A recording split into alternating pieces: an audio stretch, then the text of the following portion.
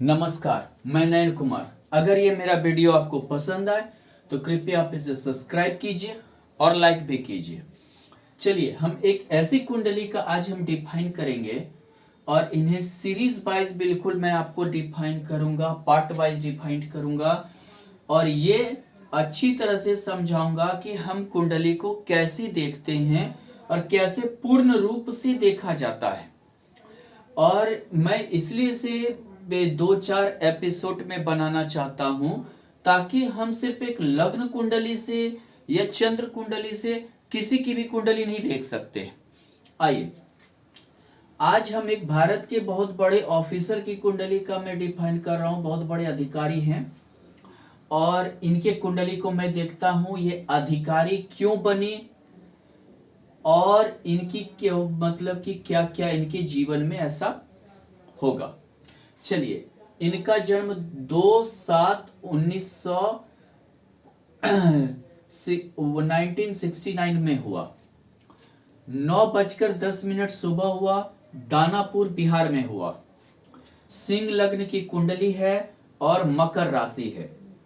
चलिए, लग्नेश यहां एकादश भाव में है और लग्नेश एकादश भाव में होने से थोड़ा सा महत्वाकांक्षी व्यक्ति हो जाता है। महत्वाकांक्षी का मतलब ये नहीं धन के लिए, कि कोई जरूरी नहीं है कि महत्वाकांक्षा धन के लिए ही होता है। किसी को जैसे विद्या के लिए होता है, किसी को जैसे पढ़ाई का होता है, या किसी को जो है ऊंचा पोस्ट चाहिए, सूर्य ग्रह का राजा है तो वो महत्वाकांक्षी बनाता ही है। और मतलब कि राजा होने के साथ साथ क्या होता है, जब एकादशी में होता है थोड़ा व्यक्ति महत्वाकांक्षी हो जाता है, चाहे वो पद का महत्वाकांक्षा हो, जिसकी भी महत्वाकांक्षा हो। दूसरी बात होती है एकादश भाव में सूर्य जो है और लग्नेश होकर है, यानी कि एक आप बोलिए कि सुपर सीट की भावना होती है व्यक्ति में। सुपर सीट मतलब कहने का अर्थ होता है कि ये जल्दी झुकना नहीं चाहते हैं, क्योंकि यहां देखिए कि मंगल की दृष्टि है। एक तो राजा, ऊपर से सेनापति की दृष्टि, यानी कि ये जल्दी झुकना नहीं जानते हैं। ये टूट जाएंगे लेकिन झुकेंगे नहीं। ऊपर से जो है एक तो राजा के साथ सेनापति का चलना, यानी कि हर चीज में थोड़ा व्यक्ति थोड़ा मतलब आप समझिए कि रौबदार रहना चाहते हैं अपने जिंदगी में। अब हम आपको बताते हैं कि यहां देखिए गुरु द्वितीय भाव, आप देखिए कि ये पंचमेश यानी विद्या का भाव, और यहां देखिए कि अष्टमेश यानी कि गुप्त भाव। अष्टमेश को हम हमेशा गुप्त भाव बोलते हैं। गुप्त भाव यानी यहां से ही देखा जाता है आपकी डीप सोच क्या है, ये अष्टम ही आपको बताएगा। यानी कि एक अगर एस्ट्रोलॉजर भी है तो वो पंचम अष्टम एक साथ रहना चाहिए, तभी वो एस्ट्रोलॉजर बन सकता है और उप रहना चाहिए या दृष्टि होनी चाहिए। चलिए, यानी कि गहरा नॉलेज की ओर ले जाता है ये। ऊपर से है गुरु को हम विद्या कारक भी मानते हैं। अब चलिए, ये पंचम होके संचय भाव, द्वितीय भाव को हमेशा आप धन भाव मत मानिए, संचय भाव मानिए। पारिवारिक संचय, विद्या का संचय, जिस चीज का, यानी विद्या के संचय को काफी बढ़ाया गुरु ने। और गुरु की दृष्टि चंद्रमा पे है, यानी कि गजकेसरी योग बना, लेकिन यहां गुरु की नीच दृष्टि है। मकर पर गुरु की नीच दृष्टि है, इसलिए हम मतलब पूर्णतः ये एक आंशिक थोड़ा बहुत फल 10% मिल जाए गजकेसरी योग का, बहुत ज्यादा नहीं मिलने वाला है। गजकेसरी योग जीवन स्तर को ऊंचा उठाता है, गाड़ी घोड़ा घर वगैरह अपने महादशा अंतरदशा में देता है। ऊपर से जो देखिए कि गुरु की दृष्टि यहाँ दसम भाव में नवम दृष्टि है शुक्र और बुध पे, यानी कि गुरु यहाँ दसम भाव जो दशमेश खुद अपने स्थान पे शुक्र बैठा है, एकादशेश के साथ बैठा है, यानी कि गुरु की दृष्टि।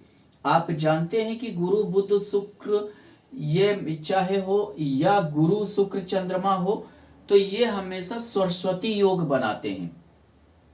अब एक तो दशमेश यानी कर्मेश राजेश के साथ गुरु की दृष्टि, यानी कि पंचमेश की समझिए दृष्टि या अष्टमेश गुप्त भाव की दृष्टि, यानी कि ये शुक्र बुध गुरु मिलकर सरस्वती योग बनाया, और दशमेश खुद दशम भाव में होने के कारण, ये हम आपको बाद में बताएंगे कि ये कितना उच्च या नीचे मतलब ये फल देगा, होने के कारण इनके कुंडली में सरस्वती योग बना, और काफी ये जो है एडुकेटेड पर्सन, तभी ये ऑफिसर बने।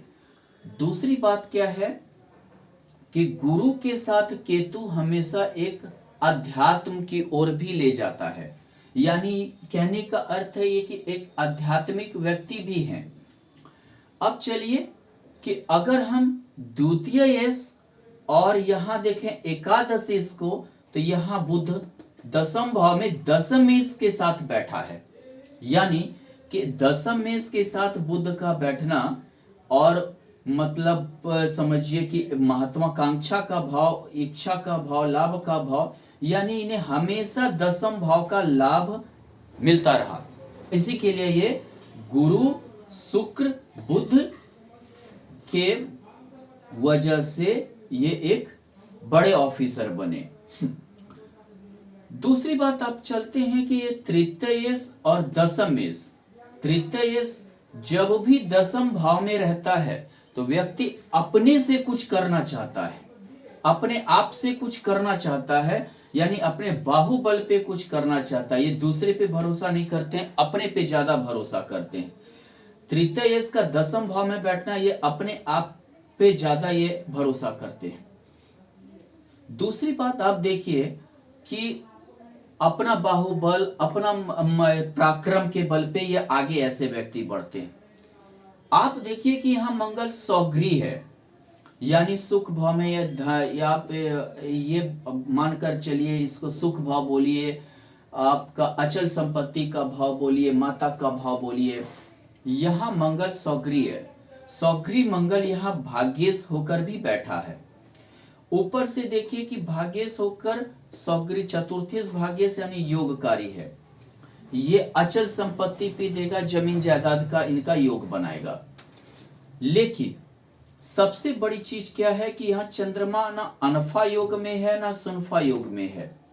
आप देखिए कि चंद्रमा के द्वादश भी खाली है, द्वितीय भाव भी खाली है।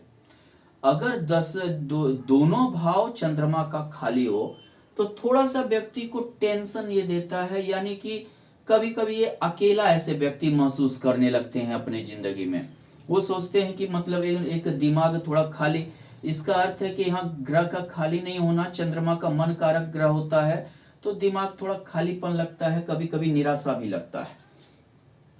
यहां देखिए अष्टम में राहु, एक चीज आप जान लीजिए, अष्टम में जब भी राहु रहता है तो यानी कि अष्टम भाव ही आरोप प्रत्यारोप कलंक का भाव है, जो भी है, और राहु यहाँ खामखा का कलंकित भी करता है, क्योंकि जब भी राहु रहेगा अष्टम में वो खामखा का कलंकित करेगा। जिस भाव का ये रहेगा, इनका तो कोई अपना घर होता नहीं है, जिस भाव में बैठता है छाया ग्रह है।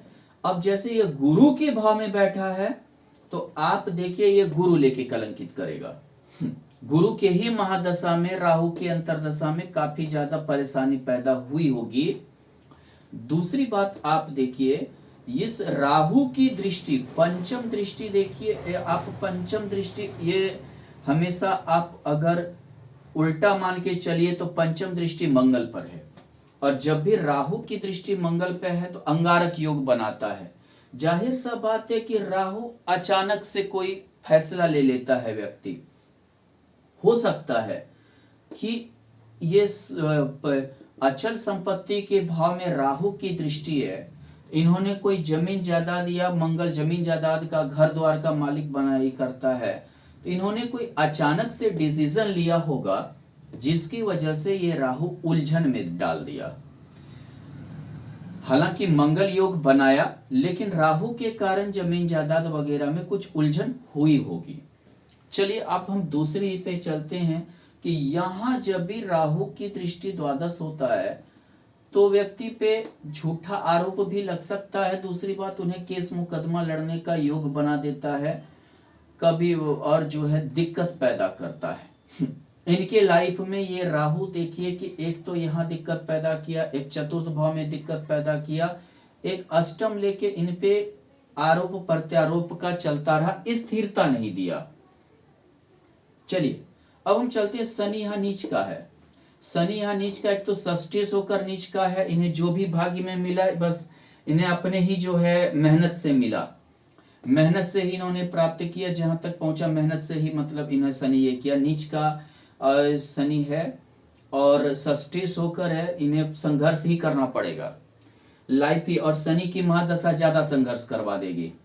दूसरी बात, आप चलिए, ये शनि सप्तमेश भी होकर है, ऊपर से मांगलिक कुंडली है। आप यहां देखिए चंद्र कुंडली से नहीं, चंद्र कुंडली से मांगलिक नहीं है, नावांश कुंडली से हमने जो देखा था, बाद में उस चीज का डिस्कस करेंगे हम, मांगलिक है।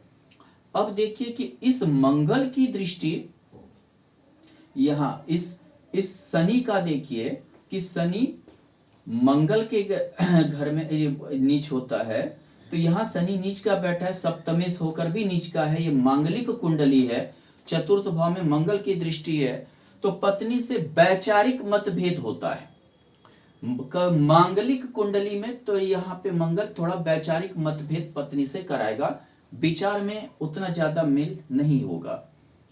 अब चलिए हम बात करते हैं जो है चंद्र कुंडली की।